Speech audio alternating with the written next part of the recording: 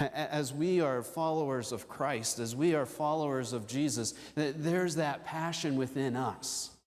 A passion that says there is a love which is much greater than anything that I have seen or witnessed. A love that surrounds me and picks me up. A love that says that I am forgiven. That who I am in God's eyes is His child.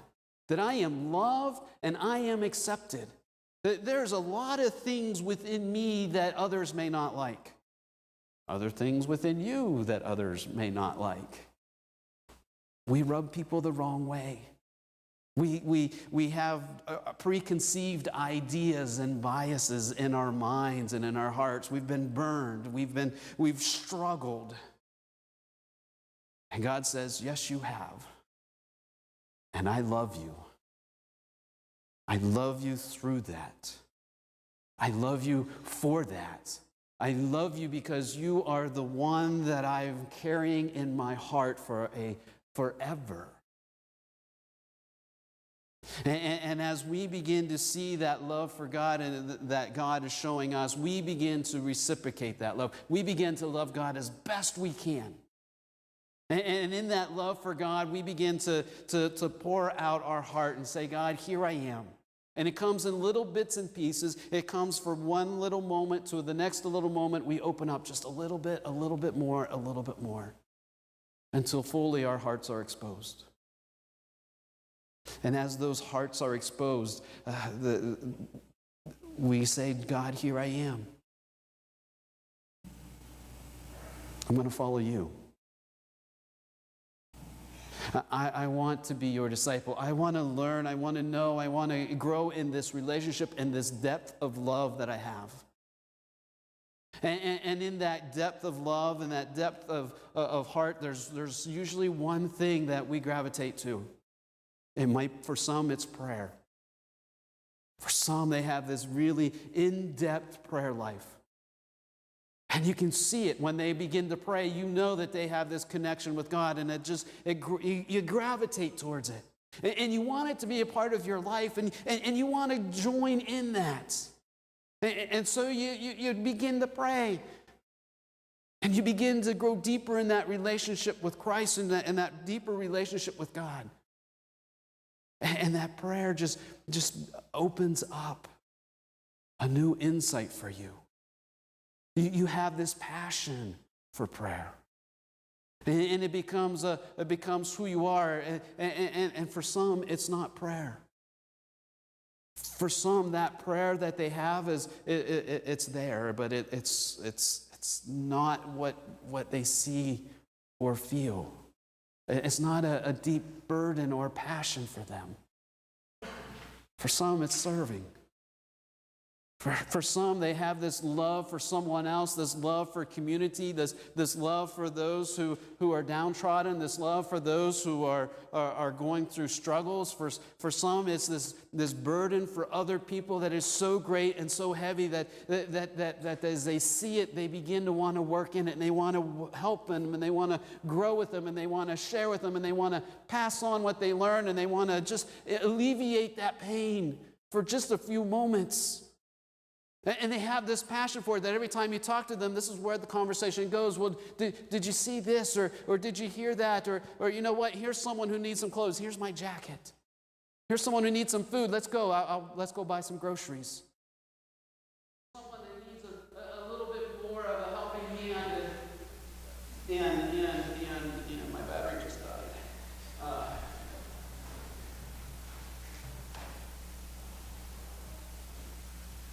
And so they have this opportunity to continue to share with you.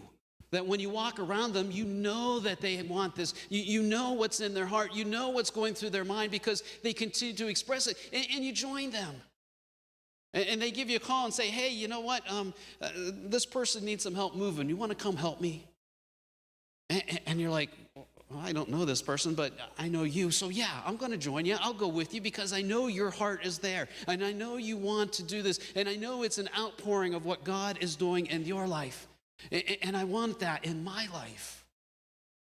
For some people, it's giving. For some people, they have this heart and this passion for giving what they have. And it's not just they may not have all the monetary resources to give, but it's a part of who they are. They're generous. And they use the gifts that they have. They use the way they communicate. They may use their time, their energy.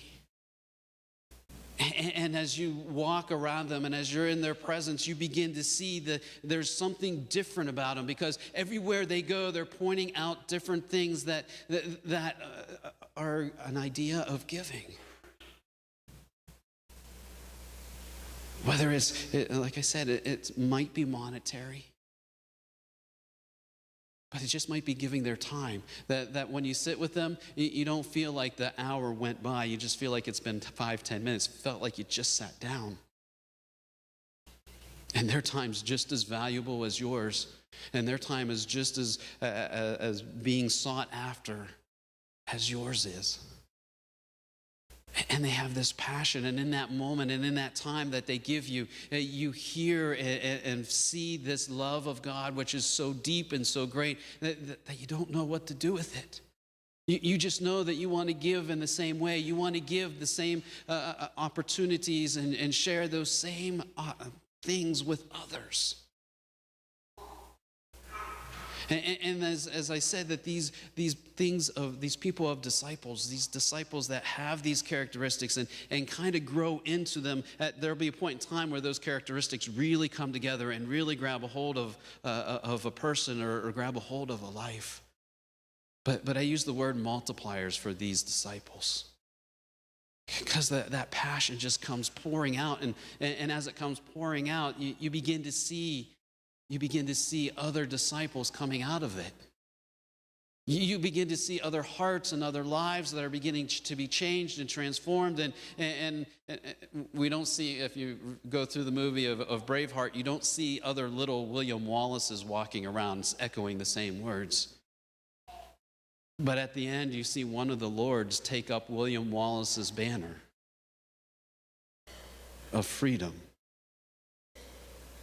And he takes it up because he saw the impact that William had, and he saw the heart, and he saw the passion, and he saw the love, and he continued to follow through with that. We come to this 1 Samuel passage that we read, 1 Samuel 22, 1 and 2. You see, David isn't king. He's been anointed by Samuel to be the next king, but Saul is still king. Saul is still leading the country. Saul is still in charge. And David has been threatened by Saul, and Saul's ready to kill him. And so David leaves. Saul threatens David because he's jealous of David. And as David's leaving, he's leaving very quickly and very quietly because he doesn't want Saul to find him. He doesn't want to die. He wants Saul to be the king, and he's going to support the king as best as he can. And right now he sees that way is to leave, and so he leaves. But as you see in that scripture, not does David's family join him, not only David's family, but 400 discontented people. 400 people saw David's passion. Not passion for the king? Probably not if they're discontented with the king. They saw his passion for God. They saw his passion for them. They saw his heart. And as David begins to lead that group, if you continue to read 1 Samuel and 2 Samuel and get in a little bit into 1 Kings, you'll see that some of those 400 have the same heart of David's. Some of those men go and kill giants. Some of those men become mighty men, mighty warriors, and are able to do amazing feats. They saw David's heart and they saw his passion. Some of them became singers and poets and led worship in the temple after David had died. Some of them continued to be priests and lift up God Almighty. They saw David's heart. And they saw his passion for what he was doing. They saw his passion for God. They saw the outpouring of God's love upon him. And we are disciples. We said that a couple weeks ago. We made that commitment. I am a disciple. And there's a passion that's running through your heart. There's a passion running through your spirit. A passion for God, a passion for what God has given to you. A passion that continues to be a part of your life. A passion for prayer. A passion for being in God's presence. A passion for being generous. A passion for serving. A passion for sharing our faith. A passion for God that runs so deep that we bring others with us. So deep that we begin to look around and we see people asking us questions. Questions that at one point in time we would have, kind of fluffed off. I don't know what you're talking about. Questions like, when you pray, what happens? When you pray, why is it that it's so personal? When you give, why do you give this way and that way? Why do you give your time to this organization? Why do you serve? Why are you walking and talking and helping out these individuals over here? What's in your heart? What's in it that continues to drive you to these things, that continues to drive you to share and to open and to be? That's what it is that as we wrestle with those questions, that begins to show that you're one of those multipliers. Because people are seeing something different in you. They're seeing your discipleship being lived out. They're seeing your understanding in your relationship with God that is beginning to make a difference and a change. And if we're not there, you're not there, I'm not there, if there are not people asking us those questions, that doesn't mean we're not a multiplier. That doesn't mean we're not a disciple. It means that we need to continue working on that disciple. That means we need to continue to be growing in our relationship with God. We need to continue to seeing who God is and learning about God and understanding God and following God. And we need to be in a community that will continue to encourage us to do that. And not be in isolation. But make that connection, that heartfelt connection. When David went into the woods and those 400 men gathered around him,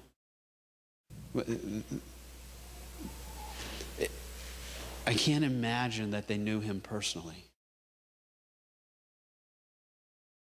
They understood his legend.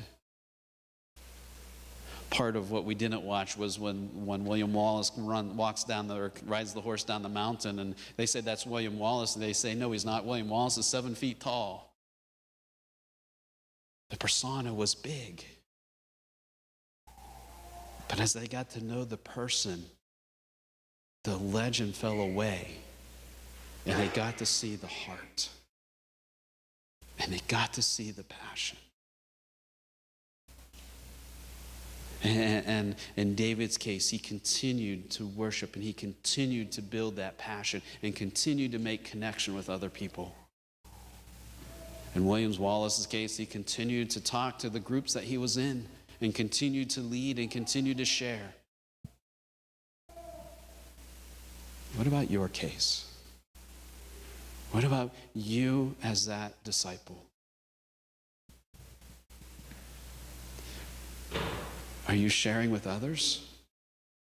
Are people asking you what makes you different? Is it being lived out? Are you multiplying that passion you have as others begin to see that God who loves you, that you love? Are others beginning to understand that God's got a hold of you? And they are asking that question, what does this mean? How can I go down this pathway with you? How can I join you? How can I walk with you? How can I be like you?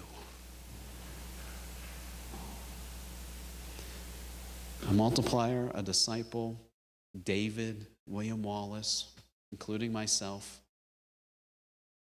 we don't have it all together.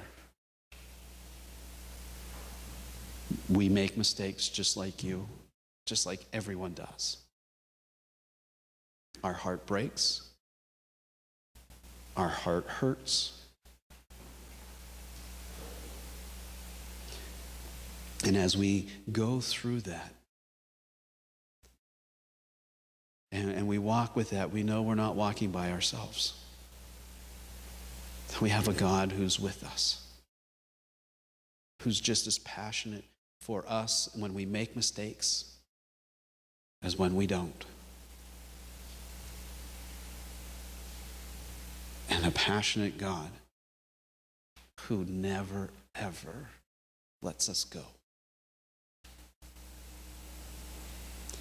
So don't think because you don't have it all together that you can't be a disciple or can't be a multiplier, because you can. Because you will. Because you are.